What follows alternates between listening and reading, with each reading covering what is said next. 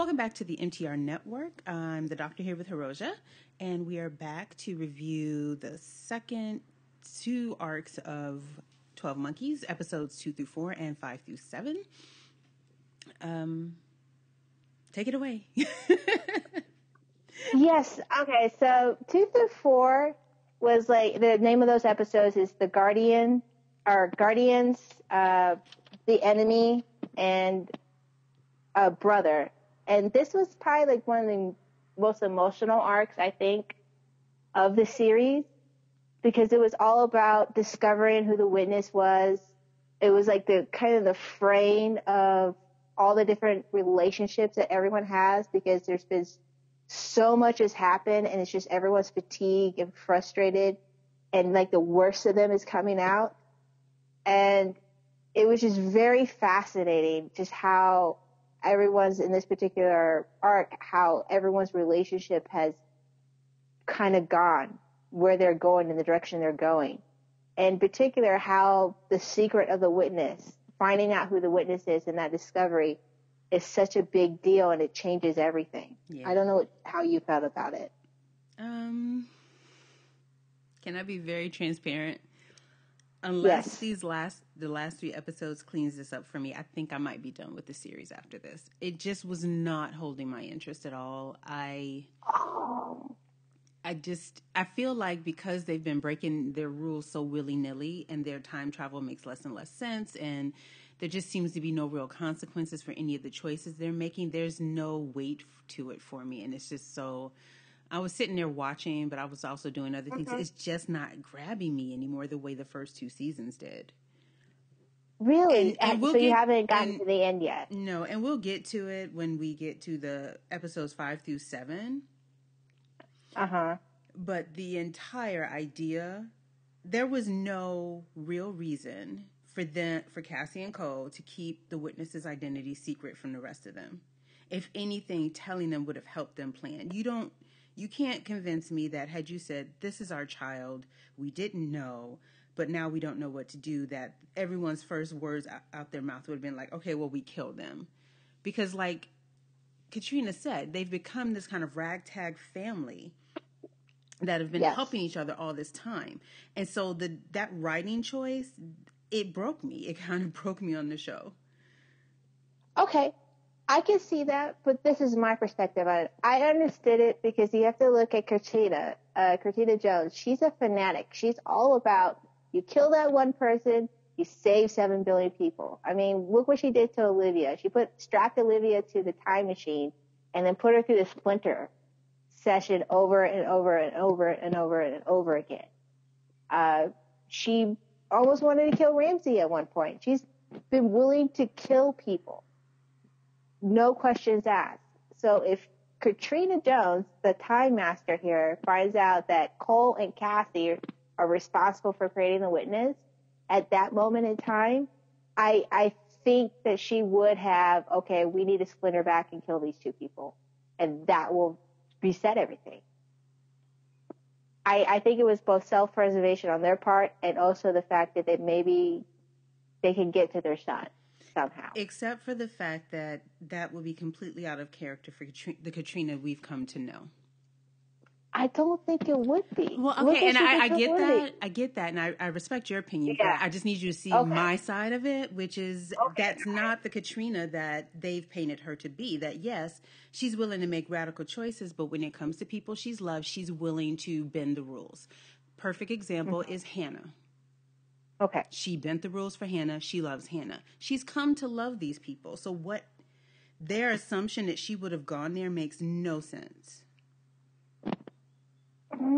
I think because everyone has been through so much and so frayed that maybe they just are not properly thinking all the way through. Mm-hmm. I mean, Cassie was isolated with the army of the 12 monkeys. All right? We have no idea what happened to her during that period of time besides her attempt to escape, her somehow being let go, sort of, by being rescued by Deacon and giving birth to the witness. Mm-hmm. So and then she goes through this whole walk with, I have his name down. I wrote his name down, Malik, about the whole worship of her son. And this is your son's room, and her taking that watch. That I don't think she trusts anyone. I don't even think she even trusts herself. So she is like, she wants to protect her son. She's seen what fanaticism these fanatics are, and she wants to save her son. So maybe she thinks that they'll do something to him, and she doesn't want that to happen. Yeah. Cole, as we see in the second arc, blames himself. Because he thinks he's a bad seed, and therefore his son is a bad seed. Yeah, destined to be one. Yeah. To be evil. And we kind of seen the horrible things that Cole has done throughout the series. And there's been some hints, but we see a kind of a demonstration of that when he killed Ramsey. Yeah. He killed his brother. I mean, he killed the person who's been with him the longest. All, again, for the protection of Cassie. And also, I think, in anger and finding out that he's responsible for all this. It really does begin with him, kind of like what Ramsey was saying. Yeah. And Ramsey, probably one, besides Deacon, and Jennifer, is probably one of the most tragic characters on this whole entire series. I mean, he loses his son. He actually has to kill his own son. And I don't think he was completely into the mission. It seemed like he was just really, very jittery when he get to brother, where he was just trying to work it, and he failed. But he was just at his end of his ropes, and I think he kind of knew the jig was up. I don't think he really believed he was going to succeed, especially after he killed the wrong person. I think that's what shook him too. Like, when he realized it was the wrong person, I think it was also a wake-up call, like, holy shit, am I really willing and able to do this? Yeah, if he's really willing. And I think that's why he was trying to, once he realized that he'd been tricked by Cole, he was trying to convince Cole that this needed to be done, because maybe he himself couldn't do it, but maybe Cole could. Or at least they could do it together. But that's not what happened. And it was very sad, and, I didn't exactly cry, but it was just very emotional and very sad and very lonely, really. The two of them, in that field, in that place, I'm surprised that I actually thought that Cole was going to kill Olivia. I mean, I honestly thought he was going to kill her. And I'm surprised that she was able to convince him not to. Aside from plot, why do you think he didn't? I don't know. That's what really didn't make sense to me, because he's a very impulsive character, and we always talk about how Cole likes to call things up. But I think he was just shook from killing Ramsey and her saying that the secret, that she'll keep his secret, that the witness is his son.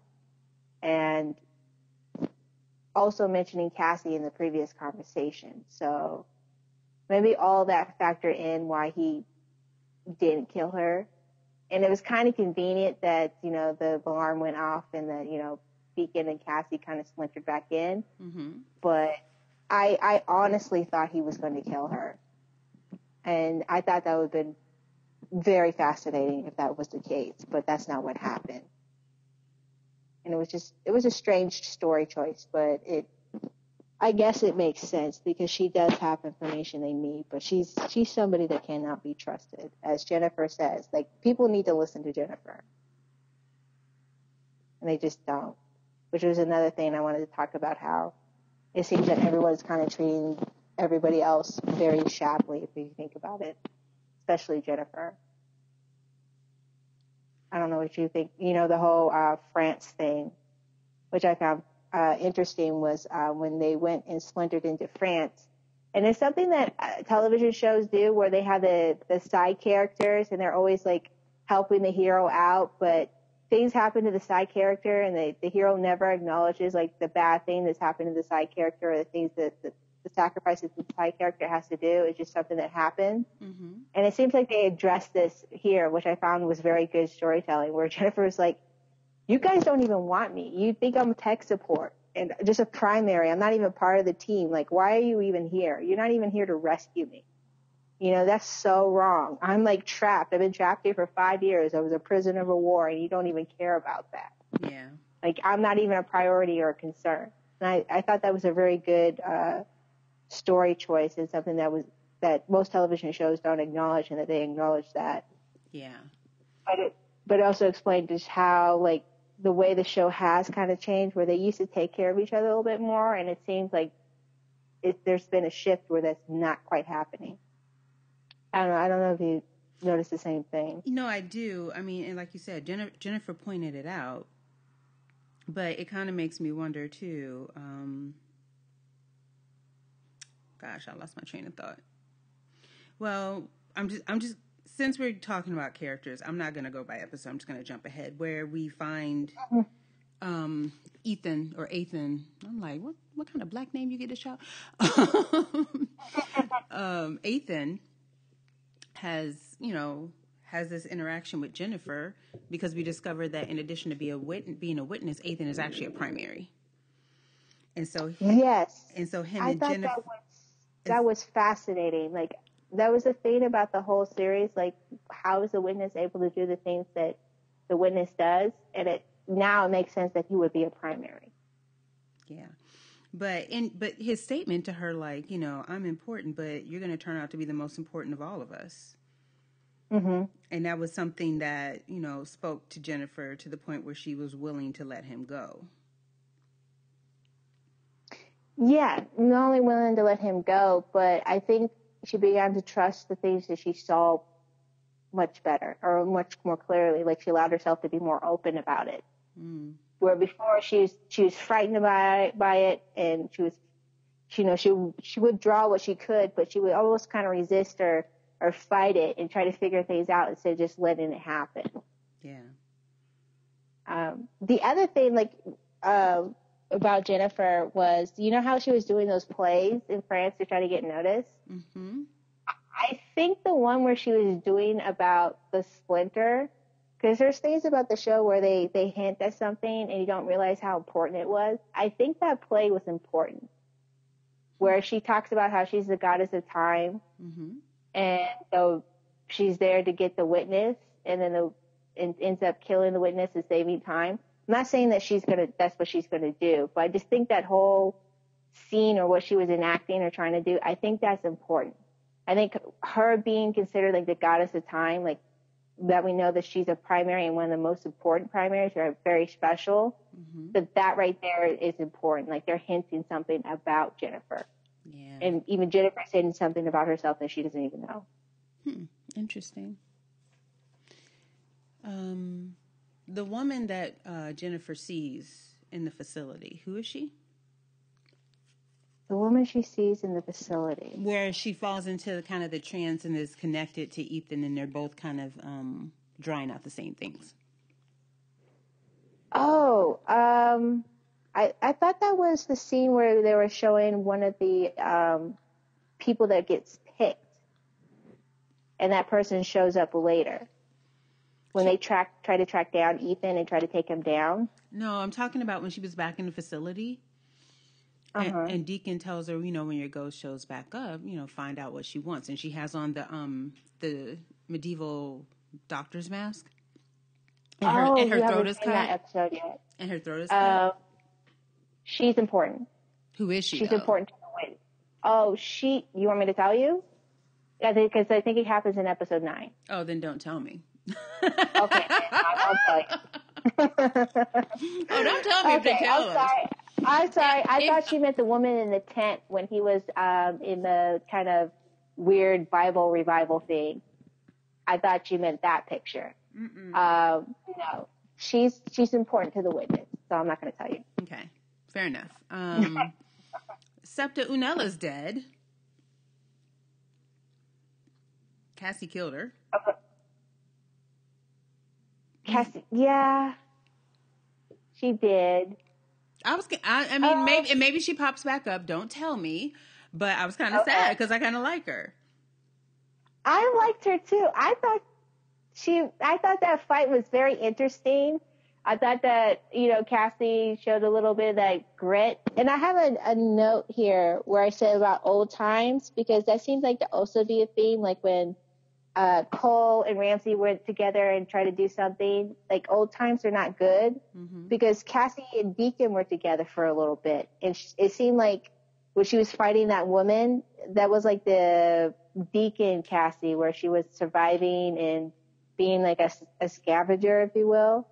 And yeah, and it seems like reverting back to your old self in that kind of sense is not a good thing, because, you know, she did kill that woman. And yeah, I liked that character. I thought, yeah, I was like, and she always seems to get killed that way, you know, disappearing.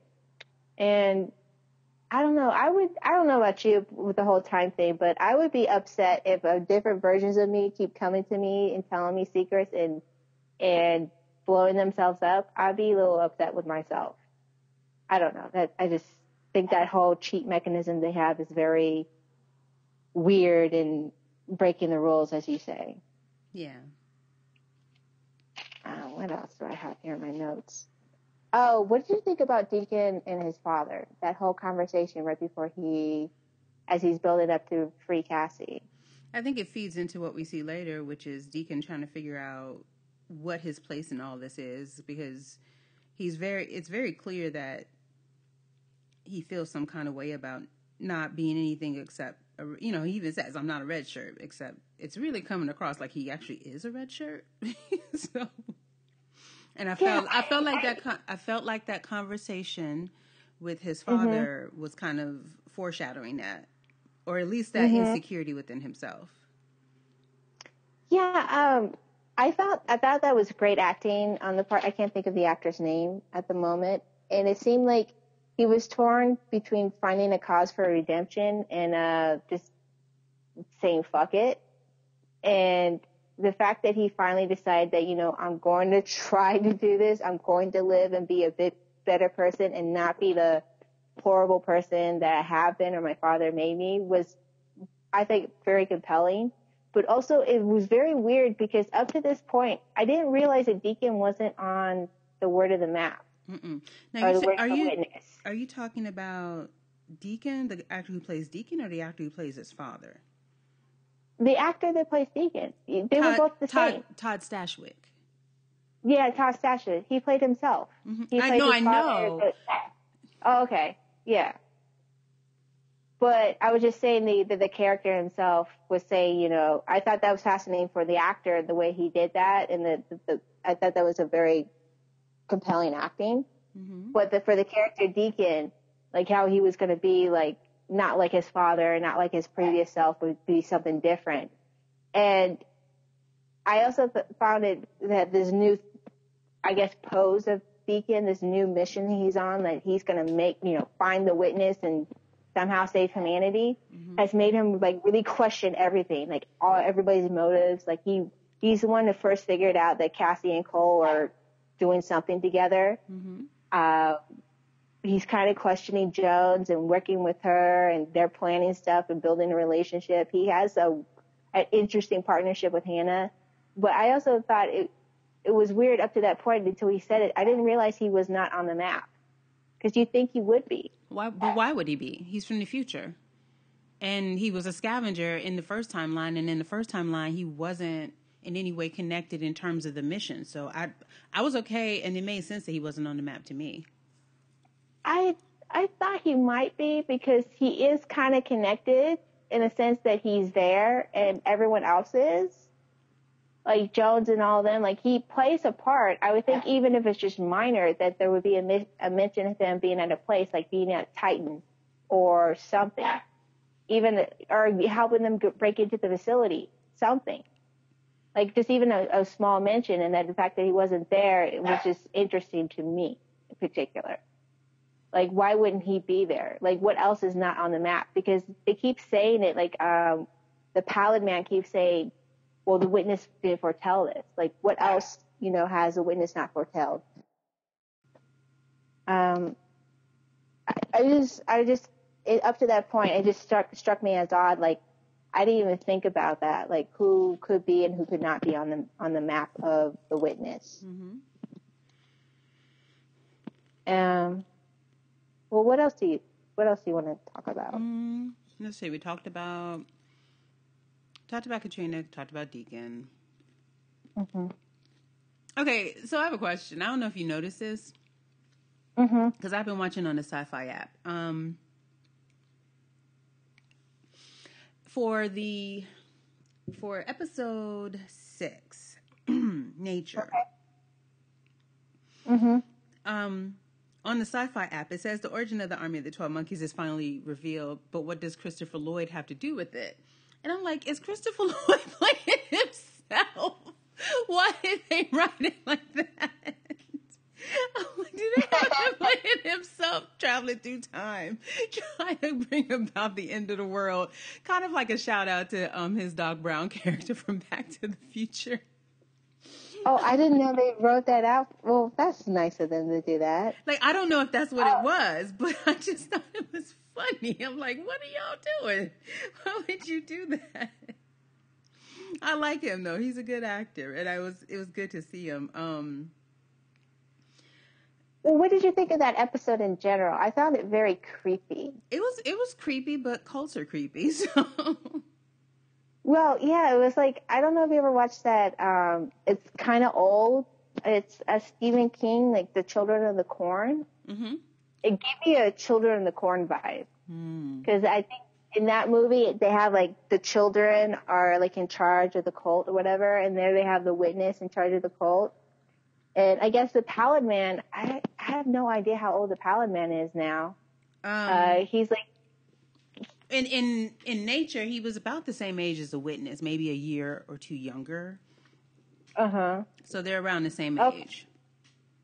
Yeah, they seem like they've been friends or companions or whatever. And I mean, that's some zealotry if you think about it. Yeah. Being raised to be the companion of the witness. And then there's, my question is, they chose someone based on his drawings. Why kill the rest? That I did not understand, other than maybe they wanted to keep hidden the fact that they took somebody. Because they didn't want anyone to know who was missing and who was dead. That's the only thing I could think of. Or the only other thing was just because they're evil. But story-wise, it didn't really make sense to me. Yeah. Other than hiding the fact that they took somebody. But they're still going to know someone's missing, because there's going to be a missing dead body, and there's going to be a missing person. I think they interrupted whatever was going to happen. Maybe they gassed them, and then they were going to burn the bodies, and then you wouldn't be able to tell. But I don't know why. I don't know why they did that, what the whole purpose was. And also, they didn't really, beyond him picking the primary picking the people, like, why were they being picked? To be part of the 12 Army of the Monkeys? That's what they said, is that they were picking them to be a part of the army, but for what purpose or why they played a role, we don't know, and now we'll never know, because Cole killed him. I mean, not Cole. Deacon. Was it Cole? Deacon killed them. I couldn't remember if it was Deacon or Cole. Deacon killed them as they were invading the house. He was with Jennifer, and she was like, they were good people, and he was like, I'm not. Yeah. I'm sorry, I shouldn't have laughed at that line, but that line was actually kind of funny. Yeah, and that's when Cassie was like, I got to get away from Deacon if I'm going to find my son. What else happened there? Yeah, and then, of course, Cole finds his son and can't kill him. What did you think of Ethan, the kid, and then the young man assigned to him? Hockley was the guy, the bald guy, but what the young man who kept hiding the copies that Ethan was making of Cole standing in front of him with a gun to his face. And then Magdalena hemmed him up because he did that. You're moving something around and I'm picking it up. Pretty heavy. Yeah, I don't know why he would hide that, considering he's a fanatic. I mean, he tried to explain it to Madeline, and she, of course, freaked out on him. Sebastian was his name. And Sebastian was his name, yeah. Sebastian is his name. I don't know, because it wouldn't make sense. You would think he would show that to her or let the other guardians know. And see, and I think this is why the show is just falling flat for me. Okay. They're doing things. They have characters making choices that, on the spectrum of things and what they've taught us to believe about these characters, just don't add up or line up. And it's like I said, it's like they've forgotten their own mythology, and it makes it hard. It makes it hard for me to care because it seems like they don't. That they're just going to throw something in there because it sounds like a good idea or it looks like a cool idea, and it's something different they can do. But it isn't lending itself to a cohesive story. Again, I still have 3 to go. Maybe in the last 3 that gets all cleared up. But right now, it's just not gelling for me at all. I see. They kind of continue breaking the rules, and I can kind of see that. I do think it does gel in at the end, for me at least, sticking the landing. Mm-hmm. I can see where they're going, like what the end is going to be. Mm-hmm. But right now, I kind of don't like how they got to the ending, if that makes sense. Like, I like the ending, but I don't like the journey to it. It makes perfect sense. I liken it to the issue that we had with Supergirl, that the ending, the finale was entertaining, but it wasn't good because the entire season did not really do anything credible to allow us to get to that point from a logical progression. So, no, I totally get that. I totally get the idea of enjoying something, but not liking how they arrived at that conclusion. Yeah, and maybe you have the same opinion when we get to the ending, or maybe you'll be like, nah. And I can understand nah. I can see a nah. I can see a nah. But I actually really like the sticking and landing. But like you, there are parts of this story arcs that are going on where I don't agree with the way they're getting to places. I don't like the mopey, depressive Cassie, who seems to kind of switch personalities with Cole, where Cole's a bit more slightly optimistic but extremely aggressive, if you will, because again he blames himself. He believes that because he's a bad person and has done terrible things, of course his son is going to be the one that ends the entire world. That's just what's going to happen. But, you know, Cassie's kind of mopey there, where she used to be the kind of very positive and optimistic, like and has a plan, and these are the things we're going to do. And I just found that very strange. I don't think they really justified that. And I think really because there's something missing with the whole time she's with the Titan, at Titan, and they haven't shown that to us. They haven't shown us breaking her spirit, really, beyond just taking her son away from her, which is very devastating. Or her realization that no matter what she did to try to get away, they could always undo it.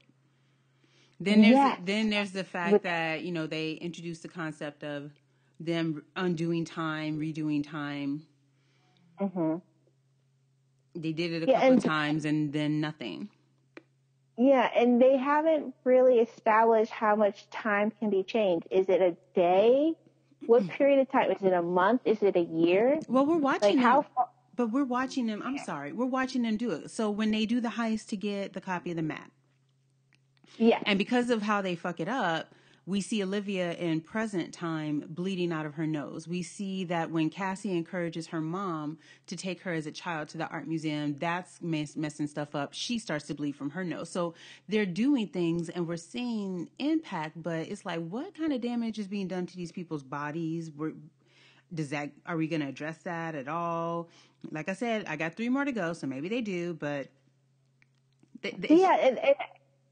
found that very weird that impact, that ripple would resonate so far out. Like, wouldn't the nosebleed occur to Olivia at the time, or is it because Olivia has never time jumped before then? No, I don't know. It makes sense that it would occur to the person that is from our current 2046 timeline. That makes sense. Okay. Because that's their past that's being altered, and as a result, their memories being rewritten. But then they kind of hint at it, and maybe they'll address. Maybe that's something that's going to pop up in season 4. I don't know. But for me, it's like, for example, too, Gale finds out that he's going to die and how he's going to die. And maybe for me, it's one of those things where once he encounters them again, then he would have brought it up or he would have mentioned it. We had this conversation. He did mention it. He's like, he kind of knows. Remember when they go on the Berlin trip, he knew. Oh, okay. But then, yeah, I don't know. He knew, and that entire conversation when they're in the lobby was very weird, and he was very quiet, and he was saying, how do you do the things that you do when you know the world's going to end? Mm-hmm. And like he wasn't with his wife and his kids somewhere else, and his career was kind of shambles, but he's going to help them anyways. And they're thinking he's referring to a previous time that they met before, back in the 40s when they were trying to find the mother. What's her name? The mother of Olivia and the Pallid Man. The messenger. I just call her the messenger. The messenger, yes. Trying to find the messenger. But no, he was referring to this time that we saw in this season, where he's helping them and he sees a drawing and he sees how he's going to die. I think they covered that pretty well, but what I meant by the time jumping was like, I thought do they reset like a whole entire day, a whole entire month, an entire year? They haven't really, it's very wonky with that. Like, that's the only thing I have about the whole cheat button that they have right now. Yeah. They haven't really properly explained that. But or even hinted at how it properly works. Like, you don't have to explain it like I'm a dummy, but you have to have rules that make sense. It goes back to your rules have to make sense. Mm-hmm. Yeah. And the whole heist thing, the 80s heist thing, I thought that was pretty awesome. I thought Jennifer was just on point there. And I liked how Deacon interacted with little Jennifer and was like, here, would you like something pretty?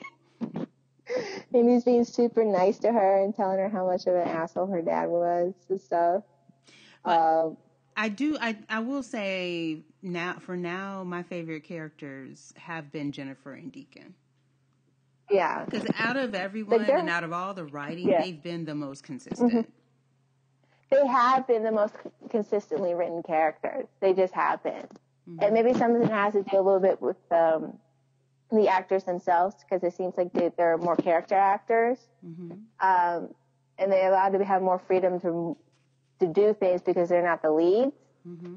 But, yeah, and it has to go back with now that Deacon's time jumping, like, who gets to time jump? What are the rules of this? Like, is everyone going to be able to time jump? Without being shredded? Yeah.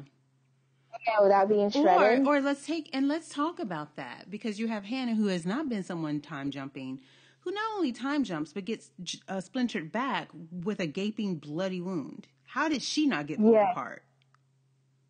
Yeah. And now you have people jumping with devices that could, it doesn't make sense. It's like you turned the Splinter Machine into a Star Trek transporter, which is, if you wanted to do that from the jump, that's fine. But before, they couldn't go back with anything. There's and they couldn't come forward with anything. And now all of a sudden, we're taking whole complicated, person-sized Splinter Machines through the damn thing. Mm-hmm. And I was surprised that it didn't cause the Splinter Machine to explode. That would they would have gotten me right back into it at that point. Like, okay, so if the machine broke down, that would make sense to me, because that's what I expected. It's like, no, don't do that, and it was okay. Yeah, I have that written down here. Yeah, that didn't make sense to me either. That they're able to, more people are jumping, and they are able to bring stuff back. The other question. Okay, so they have a copy of the map of the word of the witness. Mm-hmm. Do you think that note that Olivia found or got off the knife, do you think that's the part of the ripped off part? Was it Ramses that ripped it off like 2 seasons ago? Oh, you think? Season? Oh, yeah, Olivia did it. Because if you know who creates it, like if Cole had found that. Yes. This was before Cole and Cassie fell in love. He wouldn't have hesitated to shoot Cassie in the head. He didn't know her like that. He would have killed him, like, game over. Yeah, I'm wondering if that's the missing piece, and that's a missing piece. At least that was my thinking for that note, because she has a note that's stuck to a knife that kind of looks like Deacon's knife, but yeah, but does it matter now that everyone knows? I don't know if it matters now. That's the thing. There's something off about Olivia, like her whole game plan, if you will. Mm-hmm. I don't know what her deal is. I think Jennifer says, like, I'm waiting for a shoe to drop, and it's been 7 episodes, and she's been there since episode 3? 2. End of 2, yeah. 2.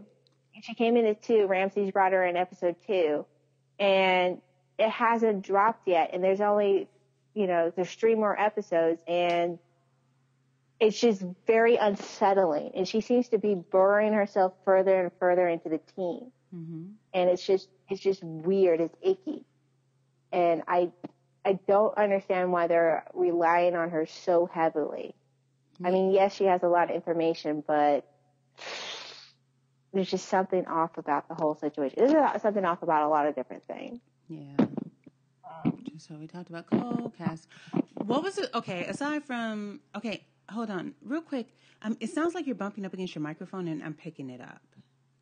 I'm sorry. On my end. No, Is this much better? Yeah, that's better. Is that better? Yes, that's great. Okay. I'm being nasty because, I don't know what it is about Cassie. I used to like her and I don't know more. I stopped liking her halfway through season 2.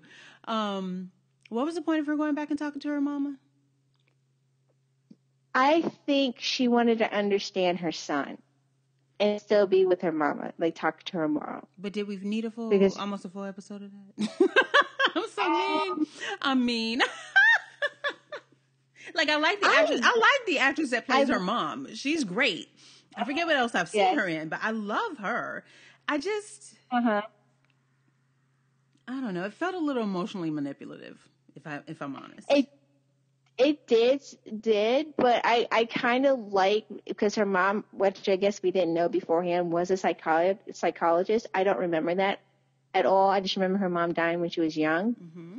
I found that the insight of what she was saying about the word of the witness made sense, because up to this point in time, everything was just been literal. They were just focusing on the events and everything and not the why. Like, why did he place it here? Why are these emphases, like the handwriting and stuff like that?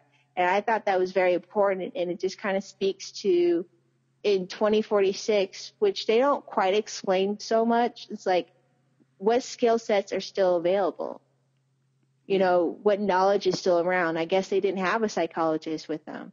They have medical doctors to patch people up, but not to fix people's heads. So it kind of makes sense she would go to a psychologist, and it just happens to be her mom. But can I also say I was slightly irritated at the casting, though? What else? Kristen Booth plays her mom.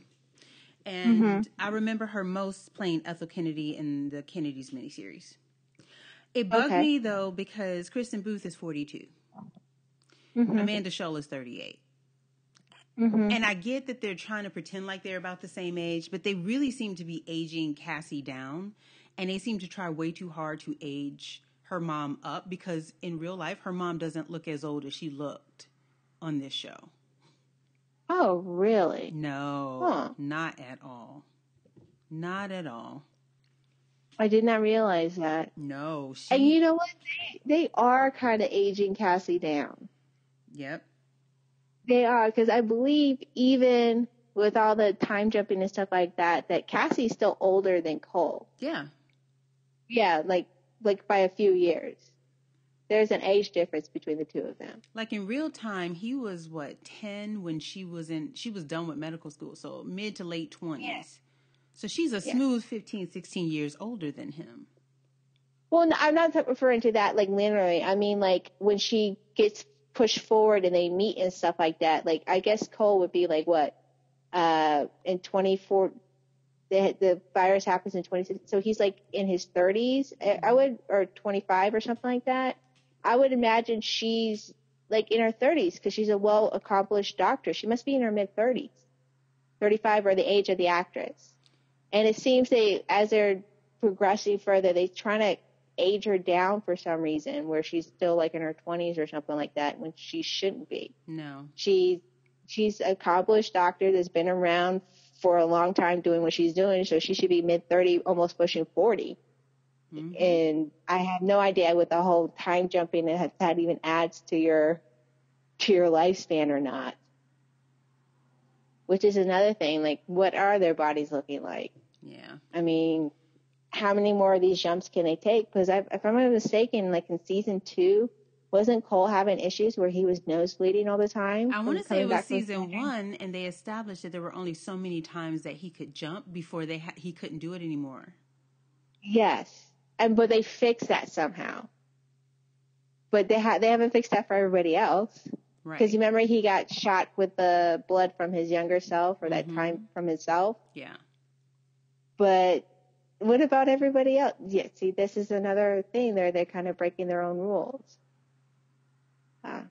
I guess you're not supposed to think about the time stuff too much. You can't, ma'am. How do you know? And I'm calling, you know what it is? I'm going to call it the sci-fi curse. There have been a few shows on sci-fi I've started to watch, and they've been great and strong. And then as seasons progress and they get more seasons, they just start to fall apart. Or they just cancel them before they can start to fall apart. Like Dominion, I haven't finished season 2, but it was really, the first 2 seasons seemed really good. And then they canceled it. Or, so I feel like this is just a sci-fi curse where they're like, oh, we're just having fun with this. I'm like, but it has to make sense. It does have to make sense. It really does. And it's important because I thought the show was going in some kind of direction. And I still like the way it has ended. The season has ended. I'm not really liking all of the journey that has happened. Yeah.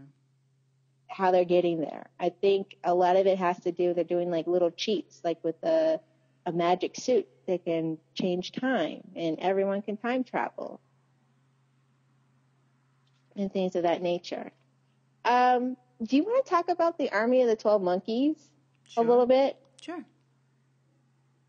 It seems like, when Malik and the Paladin Man, after Cassie were escaped, that there's fractions. We already knew that Olivia was one fraction, but that for an organization that seems to be, as built on the show, to be almost omnipresent, and so powerful for there to be dissent, where the witness is not, I guess, their god or whatever, to have these kind of dissents. I found that very strange. What's Malik playing at?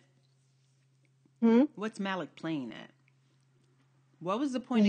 What was the point of getting Deacon and Cassie out? Yes. What is the point of getting them out? And what is the point of lying to everyone else that Cassie's still there? What would the point be? What would be the point of keeping her there? That's my question. Yeah, that didn't make sense to me as well. If like she's giving birth, why keep her? Yeah, unless she's some kind of insurance, or they anticipate her to be some kind of insurance, or they were keeping her for the witness. But they wouldn't let her have access to him. Not the young witness, but the adult witness. Well, and the only thing I can think of is like, well, technically on that map, she dies in 2017. In August of 2017. So they might have to send her back? Yeah, but that Cassie isn't this Cassie. That Cassie had lived her life and was working on the virus and left a message in season 1. Mm-hmm. So that the Cassie we're seeing now isn't that Cassie. Yeah. That Cassie is the one who never went through any of this. See, that's the thing. Like, what are these loops or cycles that Olivia talks about? Because Olivia has said that she's been through these cycles and loops. Like, is there a loop where they put our Cassie or some version of Cassie back then? Or is there a version of Cassie that never, she has to give that message out? I don't know. Again, this show has strange rules, if you will. And I don't know what game Malik is playing, but I don't think Paladin Man is on the same game level as him. It just doesn't seem like it. I'd agree with that. It doesn't seem like it. But I do think the Paladin Man did do a bit of a power move with him when he says, of course, we have to execute all the people involved in their imprisonment, and you can go ahead and do that. He seemed a little frightened by that. Well, because at first he's like, I got to execute everybody. Oh, except you, of course. And there was like a pause because he thought, damn, am I about to die? That's what the fear was. Yeah. Yeah. I was like, yeah. So, yeah, but why, if he was, why keep Malik alive if he couldn't keep, yeah. But I still think Malik is playing a game that the Paladin Man is not playing. And I don't know. It seems the way that the Army of the 12 Monkeys works, and the fact that there seems to be, I don't know, independent thinking in a cult is strange to me. Because Sebastian keeping those papers away, and then him helping Deacon and helping Cassie get out, that it just seems a little weird for an organization that has done all this planning and manipulation and killing all these people for such errors, if you will. Well, it just shows that not everybody is buying the Kool-Aid. They recruit, and maybe that's who the 12 Monkeys are. They're grabbing people that are helping to shape Ethan. But like Sebastian said, it's like, this is a possible future. It doesn't have to be his future, and he may not even want it to be his future. So even though they're committed to the child, I feel more so than the mission that the rest of these folks are, and that's where we're starting to see the cracks. And I think maybe because they didn't grow up with the cult, kind of like the Paladin Man, and maybe they're being grabbed as being picked by the primary. Maybe that has something to do with it, because we learned that from Ariana, who got killed, that she was taken from her family. Right. From some point long ago. So that's very interesting. They're just taking people from long ago and adding them to their army. So maybe that kind of explains a little bit about the independent thinking, that they're not necessarily bound, as you said, to the cult of the whole entire mission, but to the person. Do you want to talk about Cole a little bit, or what do you want to talk about? We talk about? Oh, go ahead. Like he doesn't seem to be doing too much Cole stuff this time, but his kind of like, it seems like we saw a glimpse when he was going towards about to kill his son, but not doing so. That old Cole who was just, if I kill that one guy, I get erased and the world ends, that kind of aggressive missionness. It even in the heist part, it seemed that that a little bit was there too, where they're trying to keep the map from falling into the hands of Deacon and Jennifer. And I don't know if that's a better version of Cole or not. I kind of miss the Cole kind of doing Cole stuff. I don't, because it was problematic and it made no sense from a writing standpoint. I didn't mind. He seems to be, as much as he says he's a killer, everything in these episodes showed that he wasn't. Old Cole would have killed that security guard. He wouldn't have tried to distract him. They would have just killed him. Yeah. Because old Cole was impulsive and reckless. This guy was like, okay, let me just distract you long enough. You go get the map, and then we'll work it out later. Yeah, but old Cole was kind of, as problematic as he was kind of fun. This guy, I didn't find him fun. I did not find him. No, it was kind of because he wasn't written being silly or reckless for any reason that made sense, and it was annoying. I appreciate that they're allowing him to grow. It is a significant growth. I don't know, the show seems the humor seems to be more on Jennifer and Deacon, and there was a little bit where Cole had a bit of a humor to him. And he seems to be very humorless this season is all. And maybe I'm just missing a little bit of humor, besides the bakery puns that he had with Ramsey. That was funny. I laughed at the dad jokes. I thought that was funny. But yeah, I do. Yeah, it's important that he is mission focused, because it seems, they need to get to the witness, if you will, Cole and Cassie, before everybody else does. I just know. I just thought, I kind of like the little bit dark humor Cole, and it's not as present this season as he was the previous 2 seasons. Yeah, I can see that. So you have Cole and Cassie trying to track down her son. You have Katrina and Deacon. Do you think they're committed to killing Ethan or killing all 3 of them? I think they want those 2 so they can kill Ethan, and if they have to kill one or the other to get to Ethan, they will do that. At least I know Deacon will. He might not be able to kill Cassie, because I think he's still kind of in love with Cassie, but he will definitely kill Cole if he has to. You don't think he's over the whole Cassie thing, realizing that she kind of excuse me, she kind of played him? Because even when she splintered back and she saw them standing together and talking, you could tell he was not well pleased with. No, he was not well pleased with, but I think he does have a still bit of a fondness. Maybe he's not in love with her, but he does have a bit of fondness for her. It's still there. I don't think he's butthurt about it any longer, but I think there's a fondness where he might have a bit of a hesitation. Not saying he won't pull the trigger, but he might hesitate for a moment. He's still Deacon, and Deacon's not a good guy. He's just not. He'll definitely kill Cole. He's been wanting to kill Cole for a long time now, even before all of this. Yeah. He's been wanting to kill Cole, and now he has almost an excuse to do so.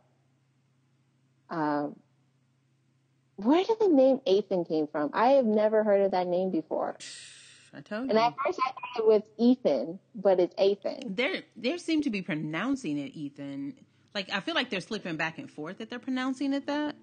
But the bigger question is, that's what she was going to name him, but Sebastian and them were calling him that too. Where did they get the name? I don't know where they got the name, unless he grew up when he started talking. He's like, my name is Ethan, dude. I mean, what? What are we doing? Unless, as a primary, he told them what his name is going to be. Because, they have the word of the witness, and they have some revelation, and they do have the pallid man. So maybe, again, they saying, the whole thing where he gives birth to himself type of a deal. Yeah. Maybe he conveyed what his name is supposed to be. But his name never appeared on the word of the witness map. Because if it had, it's not on the map. And if it had been, and Cassie had seen it, hopefully the writers would know enough to remark like, oh, that's a name I've always liked that I would have given a child. They never introduced that name before Cassie said, I wanted to name him this. That is a very good question then. I don't know. But that is just it. The name itself seemed very strange to me, Ethan or Ethan, however they're saying it. And I didn't even think of that. I thought his name might have been on the word of the witness. Map. Well, here's what I will tell you. If it shows up, they backpedaled on it, because in the first 2 seasons it was not on there. Okay.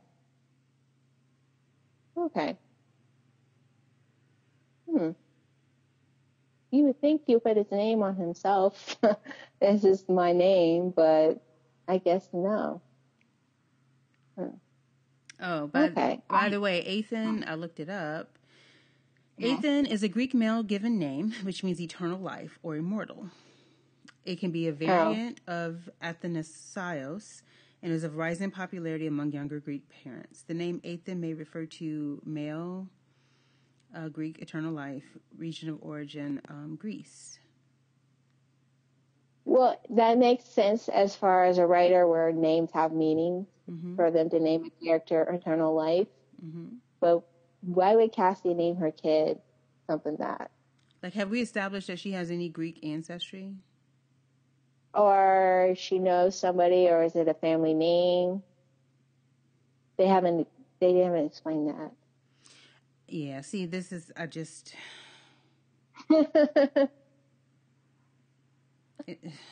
I need them to get better. I loved the first 2 seasons. I need them to fix this. Because it feels like they're just getting sloppy and lazy with it.